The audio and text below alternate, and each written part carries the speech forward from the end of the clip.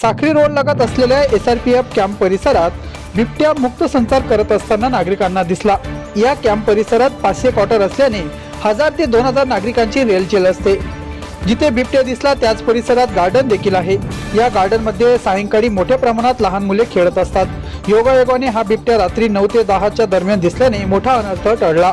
मागील वर्षी देखील या परिसराच्या बाजूला प्रियदर्शनी जिमखाना परिसरात बिबट्या आढळून आला होता। त्यावेळेस नागरिकांनी तात्काळ शिवसेनेच्या कार्यालयास येऊन व्हिडिओ दाखवले। आम्ही ही सर्व परिस्थिती वन विभागाच्या अधिकाऱ्यांना सांगितली आणि तात्काळ त्या परिसरात पिंजरा लावून बिबट्या जेरबंद करण्यात आला। या परिसराच्या बाजूला मोठ्या प्रमाणात जंगल असल्याने कायम इथे बिबट्याचा वावर असतो असे नागरिक सांगतात। जंगल परिसराच्या आजूबाजूला मोठ्या प्रमाणात नागरिक वसाहत आहे। हजारो नागरिकांचे येणे जाणे चालू असते, परंतु 2 दिवसापासून सरकारी वसाहतीमध्ये बिबट्या दिसल्यामुळे नागरिकांमध्ये भीतीचे वातावरण निर्माण झाले आहे। नागरिक सायंकाळनंतर घराबाहेर येणे टाळू लागले आहेत। म्हणून वन विभागाने तात्काळ पिंजरा लावून बिबट्या जेरबंद करावे, अन्यथा शिवसेना आपल्या स्टाईलने आंदोलन करेल आणि होणाऱ्या परिणामास प्रशासन जबाबदार राहील याची नोंद घ्यावी, असे शिवसेनेचे महानगर प्रमुख संजय वाल्ले यांनी सांगितले।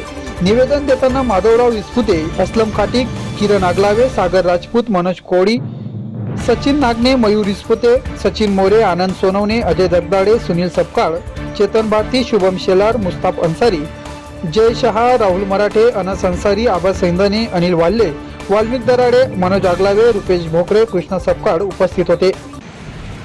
शनिवारी परवा 9 साडेनऊ वाजेला साखरी रोडवर SRPFची शासकीय वसाहत आहे। या वसाहतीमध्ये 9:30 वाजेला त्या ठिकाणी बिबट्याचा मुक्त संचार नागरिकांनी त्या ठिकाणी बघितला।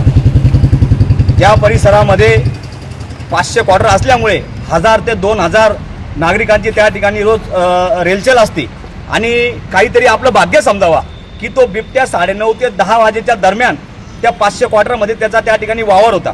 त्याच्या अगोदरच तिथे त्या गार्डनमध्ये लहान चिमुकले असतील, म्हातारे असतील, वयोवृद्ध असतील, त्या ठिकाणी गार्डनमध्ये बसून ते गार्डन त्या ठिकाणी बंद झालं होतं आणि त्याच्यानंतर त्या ठिकाणी बिबट्या हा फिरत होता।